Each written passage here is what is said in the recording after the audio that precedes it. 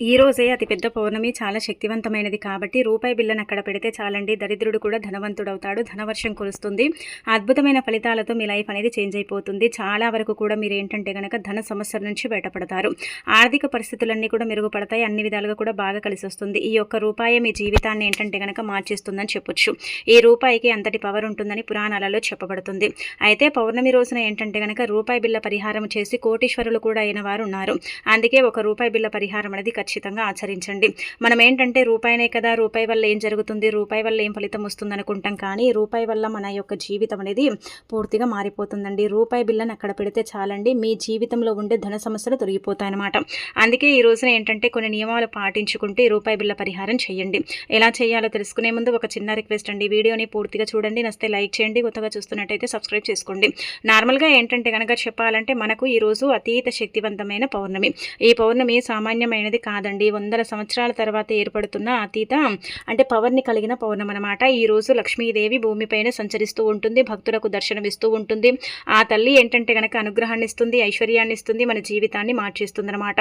ప్రతి ఒక్కరు కూడా లక్ష్మీదేవి అనుగ్రహం కలగాలని కోరుకుంటూ ఉంటారు. ప్రతి ఒక్కరు కూడా ఏంటంటే కనుక ధనానికి ఆదిదేవత లక్ష్మీదేవి కాబట్టి ఆ తల్లి అనుగ్రహం కలిగితే బాగుండు అనుకుంటూ ఉంటారు కదా. అలాంటి వాళ్ళు ఈ రోజున ఏంటంటే లక్ష్మీదేవి అనుగ్రహం కలగాలంటే అమ్మవారిని దీపధూప నైవేద్యాలతో పూజించాలి. ఉదయం పూజించగానే సరిపోదండి, సాయంత్రం కూడా పూజించండి. సాయంత్రం పూజించడం వల్ల కూడా మంచి జరుగుతుందన్నమాట. సాయంత్రం సంధ్యా సమయంలో లక్ష్మీదేవి భూమిపైనే సంచరిస్తూ ఉంటుంది, భక్తులకు దర్శనమిస్తూ ఉంటుందన్నమాట. ఆ సమయాలలో చక్కగా ఏంటంటే కనుక మనం మళ్ళీ స్నానం చేసుకుని ఇంట్లో దీపారాధన చేసుకుని తులసి మొక్క దగ్గర కూడా దీపం వెలిగించుకుంటే మంచిది. ఈ పౌర్ణమి రోజున కాలికి నల్లదారం కట్టుకుంటే దిష్టి తాకదండి. దిష్టి ఏంటంటే కనుక ఆమెడు దూరంలోకి వెళ్ళిపోతుందన్నమాట. చాలా మంది కూడా దిష్టి వల్ల సఫర్ అవుతూ ఉంటారు కదా. అలాంటి వాళ్ళు ఏంటంటే కనుక ఆడవారైతే కుడికాలికి, మగవారైతే ఎడమకాలికి నల్లదారం కట్టుకోవాలి. ఈ నలుపు తాడు ఏంటంటే మనని కాపాడుతూ ఉంటుంది, మన దగ్గరికి దిష్టి దోషాలు రానివ్వకుండా, దిష్టి అనేది మనకు తాకకుండా ఉంచుతుందన్నమాట. అందుకే తప్పనిసరిగా నల్లదారం కట్టుకోండి. ఆ తర్వాత ఈరోజు నల్లటి వస్త్రాలు అయితే ధరించకండి. నలుపు శనికి సంకేతం కాబట్టి నల్లటి వస్త్రాలు ధరిస్తే మన జీవితంలో శని పెరుగుతుంది. పౌర్ణమి రోజున నల్లటి వస్త్రాలు ధరిస్తే చాలా వరకు కూడా ఇబ్బందికరంగా ఉంటుందని మనకు శాస్త్రంలో చెప్పబడుతుంది. ఆ తర్వాత ఈరోజు స్త్రీలు ముఖ్యంగా లక్ష్మీదేవి అనుగ్రహాన్ని పోగొట్టుకుంటారు కొంతమంది. ఎలా లక్ష్మీదేవి అనుగ్రహం కలగకుండా పోతుందంటే ఇంట్లో తలను వీరబూసుకుని తిరుగుతూ ఉంటారండి. అది చేసే చాలా పెద్ద తప్పనమాట. అలా చెయ్యకండి. దానివల్ల ఏంటంటే కనుక మనకు చాలా ఎఫెక్ట్ కలుగుతుంది కాబట్టి ఆ తప్పుని చెయ్యకండి. ఆ తర్వాత ఇంకొకటి ఏంటంటే గోర్లు కత్తిరించడం కానీ, జుట్టు కత్తిరించడం కానీ, ఇంట్లో ఏడవటం కానీ, శాపనార్థాలు పెట్టడం కానీ ఇలాంటివి చేస్తే ఆ ఇంట్లో లక్ష్మీదేవి అస్సలు ఉండదండి. ఆ తల్లికి నచ్చదు, ఆ తల్లి ఉండడానికి కూడా ఇష్టపడదనమాట. అందుకే ఇలాంటివి అయితే చేయకండి. ఇక అనంతరం వచ్చేసి ఏంటంటే ఈరోజు ముఖ్యంగా ఇంట్లో ఏంటంటే నాన్ వెజ్ని వండి తినకండి. పౌర్ణమి అలానే కాకుండా 1వ తేదీ, ఇంకా దానికి తోడు మనకు శుక్రవారం కూడా ఉంది. ఇలాంటి అద్భుత తిథి మళ్ళీ మళ్ళీ రాదండి. అందుకే ఇంట్లో నాన్ వెజ్ అసలు ఏ రూపంలో కూడా తినకూడదు, బయట కూడా తినకూడదు. ఆ తర్వాత ఇంట్లో కాకరకాయ, పొట్లకాయ, అలాగే వచ్చేసి బీట్రూట్, క్యారెట్ని వండి తినకూడదు అనమాట. ఈరోజు పెసరపప్పుని వండి తిన్న వాళ్ళ ఇంట్లోకి ధనం అనేది ఆకర్షిస్తుంది, ధన ద్వారాలు అనేవి తెచ్చుకుంటే వాళ్ళకి ఎలాంటి సమస్యలు అనేవి ఏర్పడవు, ఎలాంటి చిక్కుముళ్ళు అనేవి లేకుండా వాళ్ళ లైఫ్ అనేది సాఫీగా సాగిపోతుందని పురాణంలో చెప్పబడుతుందన్నమాట. ఆ తర్వాత ఇంకొకటి ఏంటంటే కనుక ఈరోజు పాలు, పెరుగు, మంచి నూనె, కొబ్బరి నూనె, అలానే కాకుండా కందిపప్పు, ఇంకా తర్వాత వచ్చేసి చింతపండు, కారం ఎవరికి కూడా బదులుగా ఇవ్వకూడదు, తీసుకోకూడదు. ఈరోజు రూపాయి కూడా మన చేతిలో ఉంటే ఎవరికి ఇవ్వకూడదు. అంటే చిన్న చిన్న దాన ధర్మాలు చేయొచ్చు, కాకపోతే ఏంటంటే కనుక అప్పు రూపంలో డబ్బును ఎవరికి ఇవ్వకూడదు. అలా ఇస్తే మన జీవితంలో ఏంటంటే కనుక లక్ష్మీదేవి పూర్తిగా నశిస్తుందన్నమాట, వెళ్ళిపోతుంది, ఆగ్రహిస్తుంది, ఆగ్రహానికి గురవుతుందని శాస్త్రంలో చెప్పబడుతుంది కాబట్టి ఇవ్వకండి. ఇంకా అనంతరం వచ్చేసి ఈరోజు రూపాయి బిళ్ళ పరిహారం చేయండి. ఇది ఉదయం పూట చేసేది కాదండి, సాయంత్రం సంధ్యా సమయంలో చేయండి. వెన్నెల అంటే పండు వెన్నెల ఉంటుంది కదండి. వెన్నెల ఏంటంటే కనుక చాలా వరకు కూడా పండుగ ఉంటుంది. దాని యొక్క రేడియేషన్ కావచ్చు, దాని కిరణాలు కావచ్చు, చాలా శక్తిని కలిగి ఉంటాయి కదా. అయితే ఈరోజు మీరు ఏం చేయండి అంటే కనుక ఇలా పండు వెన్నెల్లో ఒక రూపాయి బిళ్ళ తీసుకోండి. దాన్ని పాలతో కానీ నీళ్ళతో కానీ శుభ్రం చేయండి. ఈ రూపాయి బిళ్ళే మీ జీవితాన్ని నడిపిస్తుంది. నెల మొత్తం కూడా ఎలాంటి ఇబ్బందులు లేకుండా కావచ్చు, ఇంకా ఈ సంవత్సరం అంతా కూడా కావచ్చు, ఆ తల్లి యొక్క ఆశీస్సులు మీ వెంట ఉండేలాగా చేస్తుంది. ఆ రూపాయి బిళ్ళని శుభ్రం చేసిన తర్వాత ఎక్కడైతే వెన్నెల పడుతుందో అక్కడ ఆ వెన్నెల అంటే వెలుగులో ఆ రూపాయి బిళ్ళను పెట్టండి. రాత్రంతా పెట్టాలండి అంటే గనక 7 నుంచి మొదలుకొని రాత్రి 12 గంటల వరకు పెట్టండి. అంత సమయంలోపు ఏంటంటే గనక ఆ రూపాయి బిళ్ళ శక్తివంతంగా మారి చాలా పవర్‌ని ఆకర్షిస్తుందనమాట. అలా ఆకర్షించిన ఈ రూపాయి బిళ్ళని తీసుకొని జేబులో కానీ, పర్సుల్లో కానీ ఎక్కడైనా సరే పెట్టుకుంటే ధనం రావటమే కానీ పోవటం అనేది జరగదు.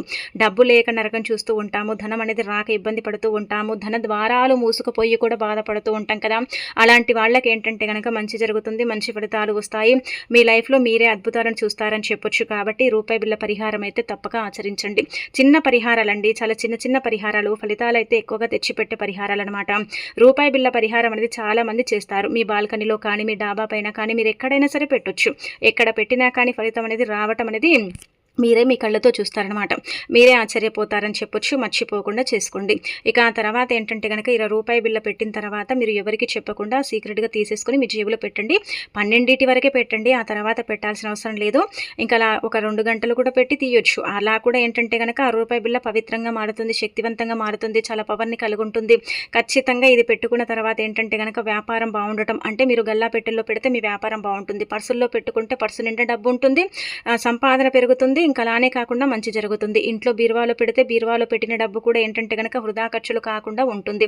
ఇలా మనం దేని పరంగా చేసుకుంటామో దాని పరంగా మనకి ఏంటంటే గనక అంతకంత ఫలితం వస్తుందన్నమాట.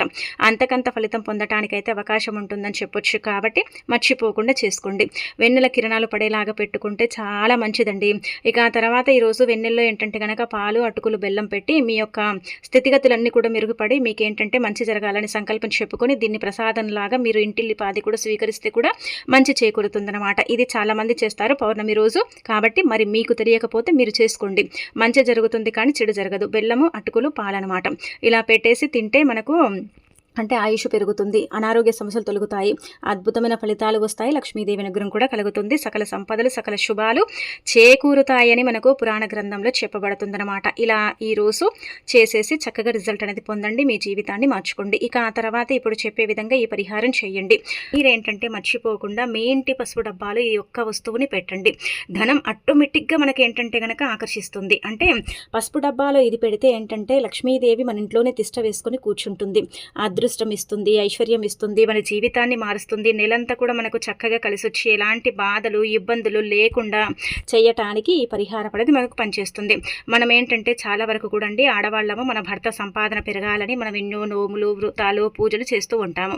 అయినప్పటికీ కూడా ఒక్కొక్కసారి ఏంటంటే ఎలాంటి ఫలితం అనేది రాదు. రాక ఇబ్బంది పడిపోతూ ఉంటాం కదా, బాధపడుతూ ఉంటాం కదా. ఎందుకు మా కోరికలు తీరవు, మేము అనుకున్నది జరగదని మనం ఏంటంటే కొంచెం డిసప్పాయింట్ అవుతూ ఉంటాం కదండి.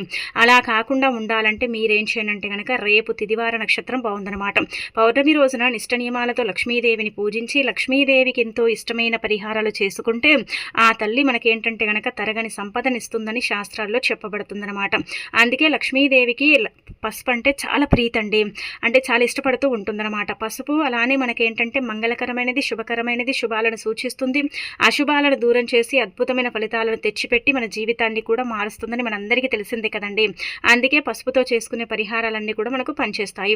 పసుపు గడపలకు రాస్తాము, అలానే కాకుండా పసుపుతో బొట్టు పెడతాము, పసుపుతో స్వస్తి గుర్తులు వేస్తాము, అలానే వచ్చేసి ఏంటంటే కనుక కాళ్ళకు పసుపు రాసుకుంటాము. స్నానం చేసేటప్పుడు కూడా శరీరానికి పసుపుని పట్టించి స్నానం చేస్తాం. కాబట్టి పసుపుకు చాలా ప్రాధాన్యత ఇవ్వబడుతుందన్నమాట.